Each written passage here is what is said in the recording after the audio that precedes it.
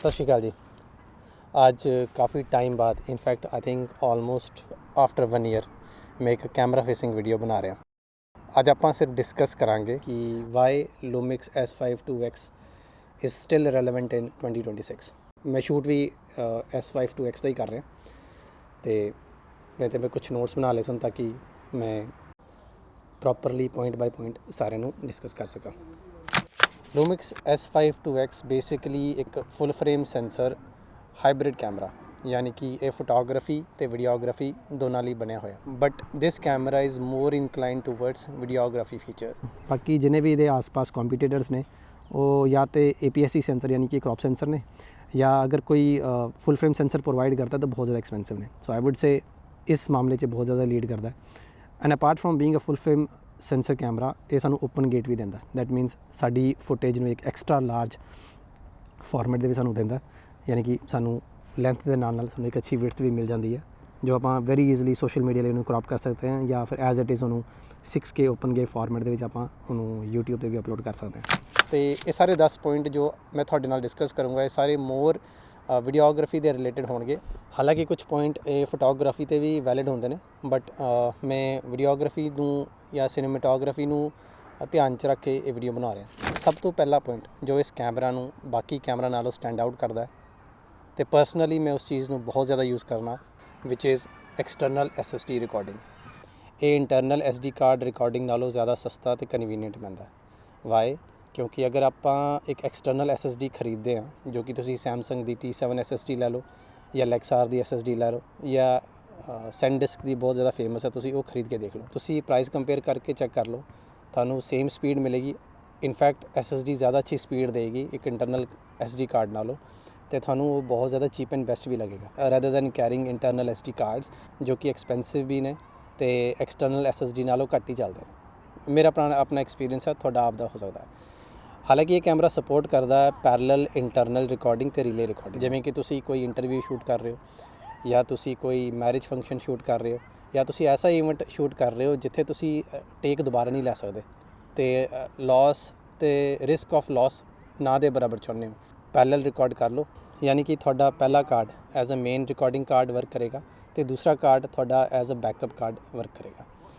ਅਤੇ ਤੁਸੀਂ ਰੀਲੇ ਰਿਕਾਰਡ ਵੀ ਕਰ ਸਕਦੇ ਹੋ। ਦੈਟ ਮੀਨਸ ਤੁਸੀਂ ਲੌਂਗ ਇੰਟਰਵਿਊ ਸ਼ੂਟ ਕਰ ਰਹੇ ਹੋ, ਲੌਂਗ ਈਵੈਂਟ ਸ਼ੂਟ ਕਰ ਰਹੇ ਹੋ, ਤੁਸੀਂ ਪਹਿਲੇ ਕਾਰਡ ਦੇ ਵਿੱਚ ਪਹਿਲੇ ਕਾਰਡ ਨੂੰ ਸੈਟਅਪ ਕਰ ਲਓ, ਰਿਕਾਰਡਿੰਗ ਕਰੋ, ਪਹਿਲਾ ਕਾਰਡ ਫਿਨਿਸ਼ ਹੋਏਗਾ, at that very moment second card 'ਤੇ ਰਿਕਾਰਡਿੰਗ ਸ਼ਿਫਟ ਹੋ ਜਾਏਗੀ, ਅਤੇ ਮੀਨਵਾਈਲ ਤੁਸੀਂ ਆਪਣਾ ਪਹਿਲੇ ਕਾਰਡ ਨੂੰ ਚੇਂਜ ਕਰ ਦਿਓਗੇ, ਨਵਾਂ ਕਾਰਡ ਰਿਪਲੇਸ ਕਰ ਦਿਓਗੇ, ਅਤੇ ਜਿੱਦਾਂ ਸ਼ੂਟ ਚੱਲਦਾ ਜਾਏਗਾ ਸੈਕਿੰਡ ਕਾਰਡ ਜਿੱਦਾਂ ਤੁਹਾਡਾ ਫੁੱਲ ਹੋ ਜਾਊਗਾ, ਰਿਕਾਰਡਿੰਗ ਤੁਹਾਡੀ ਆਟੋਮੈਟਿਕਲੀ ਫਸਟ ਕਾਰਡ 'ਤੇ ਸ਼ਿਫਟ ਹੋ ਜਾਏਗੀ। ਦੈਟ ਮੀਨਸ ਜਿਹੜਾ ਤੁਹਾਡੀ ਸ਼ੂਟਿੰਗ ਹੈ ਇਹ ਬੰਦ ਨਹੀਂ ਹੋਏਗੀ, ਸਟਾਪ ਨਹੀਂ ਹੋਏਗੀ, ਕੰਟੀਨਿਊ ਚੱਲਦੀ ਰਹੇਗੀ, ਡਿਸਪਾਈਟ ਦਾ ਫੈਕਟ ਕਿ ਤੁਹਾਡਾ ਕੈਮਰੇ ਦੀ ਬੈਟਰੀ ਨਹੀਂ ਸਪੋਰਟ ਕਰਨੀ ਚਾਹੀਦੀ ਹੈ, ਜਾਂ ਫਿਰ ਤੁਸੀਂ ਐਕਸਟਰਨਲ ਪਾਵਰ ਬੈਂਕ ਨਾਲ ਉਹਨੂੰ ਪਾਵਰ ਸਪਲਾਈ ਦਿੰਦੇ ਰਹੋ।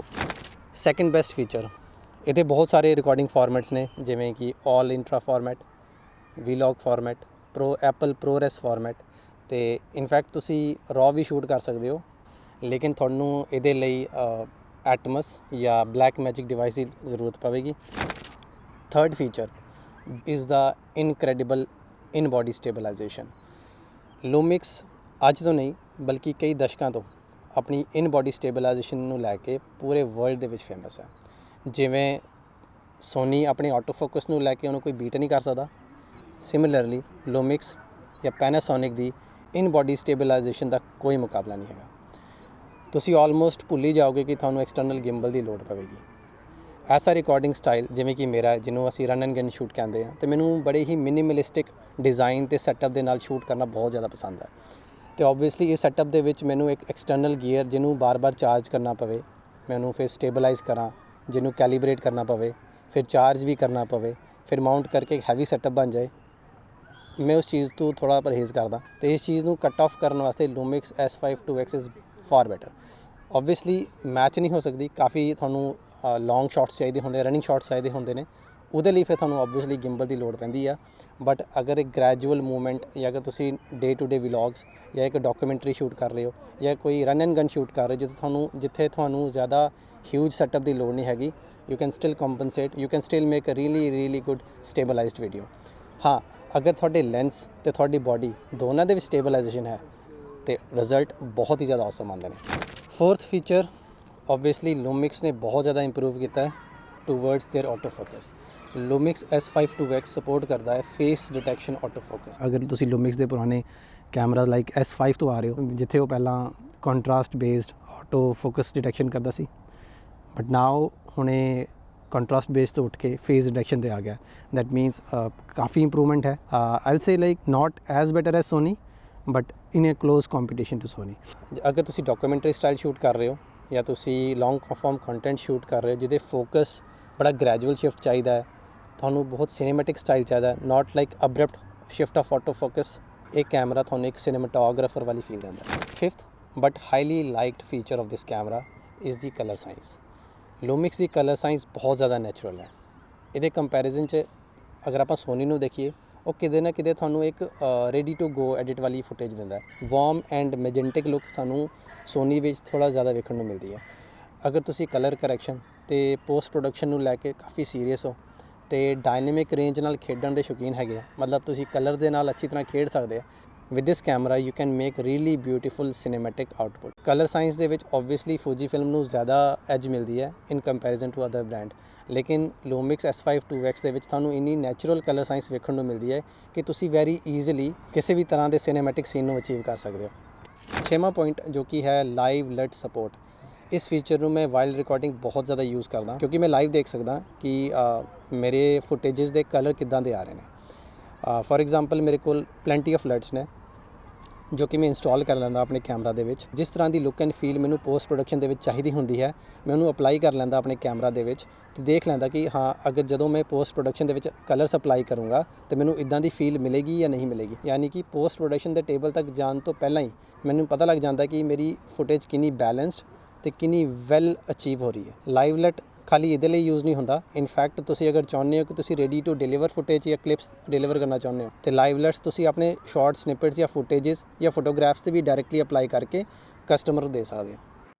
ਇਹ ਕੈਮਰਾ ਸਾਨੂੰ wide range of shooting formats ਦਿੰਦਾ ਹੈ। Sometimes you feel overwhelmed with all these recording options, but believe me ਇੰਨਾ ਜ਼ਿਆਦਾ ਕਨਫਿਊਜ਼ ਹੋਣ ਵਾਲਾ ਨਹੀਂ ਹੈ, ਬਹੁਤ ਸਿੰਪਲ ਨੇ।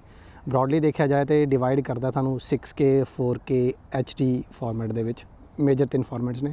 ਫਿਰ ਉਹਦੇ ਵਿੱਚ ਅਲੱਗ-ਅਲੱਗ ਤਰ੍ਹਾਂ ਦੇ ਫਰੇਮ ਰੇਟ ਮਿਲਦੇ ਨੇ, like 120 FPS 60 FPS 25 FPS। That means ਤੁਸੀਂ ਇੱਕ ਨਾਰਮਲ ਪੇਸਟ ਫੋਟੋਗ੍ਰਾਫੀ ਜਾਂ ਵੀਡੀਓਗ੍ਰਾਫੀ ਤੋਂ ਲੈ ਕੇ ਇੱਕ ਸਲੋ ਮੋਸ਼ਨ ਵੀ ਅਚੀਵ ਕਰ ਸਕਦੇ ਹੋ। Next is dual base ISO। Dual base ISO personally ਮੈਨੂੰ ਉਦੋਂ ਜ਼ਿਆਦਾ ਬੈਨੀਫਿਟ ਦਿੰਦਾ ਜਦੋਂ ਮੈਂ ਗੋਲਡਨ ਆਵਰਸ ਜਾਂ ਲੇਟ ਈਵਨਿੰਗ ਫੋਟੋਗ੍ਰਾਫੀ ਜਾਂ ਵੀਡੀਓਗ੍ਰਾਫੀ ਕਰਨੀ ਹੋਵੇ। ਜਦੋਂ ਆਪਾਂ ਇਸ ਕੈਮਰੇ ਨੂੰ ਆਟੋ ਡੂਅਲ ਬੇਸ ISO 'ਤੇ ਸੈੱਟ ਕਰ ਦਿੰਦੇ ਹਾਂ ਅਤੇ ਡਿਪੈਂਡਿੰਗ ਅਪੋਨ ਦ ਐਟਮੋਸਫੇਅਰ ਲਾਈਟਨਿੰਗ ਕੰਡੀਸ਼ਨਸ, ਇਹ ਕੈਮਰਾ ਆਪਣੇ ਆਪ ਇੰਟਰਨਲੀ ਲਾਈਟਸ ਯਾਨੀ ISO ਨੂੰ ਐਡਜਸਟ ਕਰ ਲੈਂਦਾ। ਦੈਟ ਮੀਨਸ ਸਾਨੂੰ at the and very balanced ISO based footage ਮਿਲਦੀ ਹੈ। ਨੈਕਸਟ ਫੀਚਰ ਹੈ time code. Time code feature ਇੱਕ ਸਿਨੇਮਾਟੋਗ੍ਰਾਫਰ, ਇੱਕ ਡਾਕੂਮੈਂਟੇਰੀਅਨ ਜਾਂ ਇੰਟਰਵਿਊਅਰ ਜਾਂ ਪੋਡਕਾਸਟ ਜੋ ਕਰਦੇ ਨੇ ਉਹਨਾਂ ਲਈ ਬਹੁਤ ਹੀ ਜ਼ਿਆਦਾ ਵਧੀਆ ਫੀਚਰ ਹੈ। ਫੋਰ ਐਗਜ਼ਾਮਪਲ ਅਗਰ ਤੁਸੀਂ 2-3 ਕੈਮਰਾ ਯੂਜ਼ ਕਰ ਰਹੇ ਹੋ ਐਂਡ ਤੁਸੀਂ ਇੱਕ recording option, audio recording option ਰੱਖਿਆ ਹੋਇਆ ਹੈ ਅਤੇ ਤੁਸੀਂ ਸਾਰੇ ਸੈਟਅਪਸ ਨੂੰ ਸਿੰਕ ਕਰਨਾ ਚਾਹੁੰਦੇ ਹੋ ਟਾਈਮ ਕੋਡ ਦੇ ਨਾਲ, then you can do it via Atomos or Blackmagic devices ਦੇ ਨਾਲ। ਇਹ ਕੈਮਰਾ ਪ੍ਰੋਵਾਈਡ ਕਰਦਾ ਸਾਨੂੰ no limit recording. That means ਤੁਸੀਂ ਆਪਣਾ ਕੈਮਰਾ ਸਟਾਰਟ ਕਰੋ ਅਤੇ ਜਦ ਤੱਕ ਤੁਹਾਡੀ ਮੈਮਰੀ ਕਾਰਡ ਦੀ ਕੈਪੈਸਿਟੀ ਹੈ, ਜਿੰਨੀ ਤੁਹਾਡੀ ਐਕਸਟਰਨਲ SSD ਦੀ ਕੈਪੈਸਿਟੀ ਹੈ, ਤੁਸੀਂ ਰਿਕਾਰਡ ਕਰੀ ਜਾਓ। ਅਤੇ ਇਹ ਸੀਗਾ ਮੇਰਾ ਪਰਸਨਲ ਓਪੀਨੀਅਨ ਅਤੇ ਐਕਸਪੀਰੀਅੰਸ ਵਿਦ ਲੂਮਿਕਸ S5 2X ਅਤੇ ਉਹ ਸਾਰੇ 10 ਪੁਆਇੰਟ ਜੋ ਇਸ ਕੈਮਰਾ ਨੂੰ ਬਾਕੀਆਂ ਨਾਲੋਂ ਸਟੈਂਡ ਆਊਟ ਕਰਦੇ ਨੇ। ਇਹੀ ਉਹ ਸਾਰੇ ਫੀਚਰਸ ਅਤੇ ਰੀਜ਼ਨਸ ਨੇ ਜਿਸ ਦੀ ਵਜ੍ਹਾ ਨਾਲ ਇਹ ਕੈਮਰਾ ਕਾਫੀ ਸਾਰੇ ਕੰਟੈਂਟ ਕ੍ਰੀਏਟਰਸ, ਸਿਨੇਮਾਟੋਗ੍ਰਾਫਰਸ ਅਤੇ ਫਿਲਮ ਮੇਕਰਸ ਦੀ ਪ੍ਰੈਫਰੈਂਸ ਲਿਸਟ ਦੇ ਵਿੱਚ ਹਮੇਸ਼ਾ ਰਹਿੰਦਾ। ਕੈਮਰਾ ਦੇ ਕੌਨਸ ਦੇ ਬਾਰੇ ਗੱਲ ਨਹੀਂ ਕਰੂੰਗਾ ਕਿਉਂਕਿ ਹਰ ਇੱਕ ਕੈਮਰਾ ਦਾ ਕੋਈ ਨਾ ਕੋਈ ਇੱਕ ਡਰੋਬੈਕ ਜਾਂ ਕੋਈ ਨਾ ਕੋਈ ਕੌਨ ਹੁੰਦਾ ਹੀ ਹੈ। ਅਤੇ ਮੈਨੂੰ ਇੱਕੋ ਚੀਜ਼ ਲੱਗਦੀ ਹੈ ਦੈਟ ਕਿ ਇਹਦਾ ਜੋ ਲੈਂਸ ਇਕੋਸਿਸਟਮ ਹੈ ਥੋੜ੍ਹਾ ਜਿਹਾ ਐਕਸਪੈਂਸਿਵ ਹੈ। ਜਦੋਂ ਵੀ ਮੈਨੂੰ ਲੱਗਦਾ ਕਿ ਹਾਂ ਮੈਨੂੰ ਇੱਕ ਹੈਵੀ ਪ੍ਰੋਜੈਕਟ ਸ਼ੂਟ ਕਰਨਾ then I can simply hire the lenses. Otherwise ਮੇਰਾ ਮੋਸਟਲੀ ਕੰਮ ਕਿਟ ਲੈਂਸਿਸ ਦੇ ਨਾਲ ਵੈਰੀ ਈਜ਼ਲੀ ਹੋ ਜਾਂਦਾ। ਲੇਕਿਨ ਦੇਖਿਆ ਜਾਏ ਜਦੋਂ ਤੁਸੀਂ ਵੀਡੀਓ ਪ੍ਰੋਡਕਸ਼ਨ ਦੇ ਵਿੱਚ ਚੱਲ ਜਾਂਦੇ ਹੋ ਅਤੇ ਤੁਹਾਨੂੰ ਇਹ ਚੀਜ਼ ਦੀ ਕੰਪਰੋਮਾਈਜ਼ ਕਰਨੀ ਪੈਂਦੀ ਹੈ। ਲੇਕਿਨ ਕਦੀ ਨਾ ਕਦੀ ਤੁਹਾਨੂੰ ਇਹ ਵੀ ਦੇਖਣਾ ਪੈਂਦਾ ਕਿ ਤੁਸੀਂ ਜ਼ਿਆਦਾ ਪੇ ਕਰ ਰਹੇ ਹੋ ਲੈਂਸਿਸ ਲਈ ਅਤੇ ਤੁਸੀਂ ਇੱਕ ਕੁਆਲਿਟੀ ਵੀ ਲੈ ਰਹੇ ਹੋ। ਲਾਈਕਾ ਦੇ ਲੈਂਸ ਤੁਸੀਂ ਯੂਜ਼ ਕਰਕੇ ਦੇਖ ਲਓ, ਤੁਹਾਨੂੰ ਆਪੇ ਪਤਾ ਲੱਗ ਜਾਏਗਾ ਕਿ ਉਹਨਾਂ ਦੀ ਇੰਨੀ ਕਾਸਟ ਕਿਉਂ ਹੈ। ਜਾਂ ਲੂਮਿਕਸ ਲੈਂਸਿਸ ਤੁਸੀਂ ਜਦੋਂ ਯੂਜ਼ ਕਰਦੇ ਹੋ ਜੋ ਆਊਟਪੁੱਟ ਉਹ ਪ੍ਰੋਡਿਊਸ ਕਰਦੇ ਨੇ, ਤੁਹਾਨੂੰ ਫੁਟੇਜ ਦੇਖ ਕੇ ਪਤਾ ਲੱਗ ਜਾਏਗਾ ਕਿ ਅਗਰ ਉਹ ਇੰਨਾ ਪੈਸਾ ਡਿਮਾਂਡ ਕਰ ਰਹੇ ਤਾਂ ਕਿਉਂ ਕਰ ਰਹੇ ਹੋ। ਤੁਹਾਡੇ ਅਗਰ ਕੁਝ ਹੋਰ ਕੁਐਸਚਨਸ ਹੋਣਗੇ ਅਤੇ ਤੁਹਾਡੇ ਕੋਈ ਸੁਜੈਸ਼ਨ ਜਾਂ ਸੁਝਾਅ ਜਾਂ ਕੁਝ ਵੀ ਹੋਏਗਾ ਤੁਸੀਂ ਕਮੈਂਟ ਦੇ ਵਿੱਚ ਮੈਨੂੰ ਕਹਿ ਸਕਦੇ ਹੋ। ਬਾਕੀ ਸਤਿ ਸ਼੍ਰੀ ਅਕਾਲ।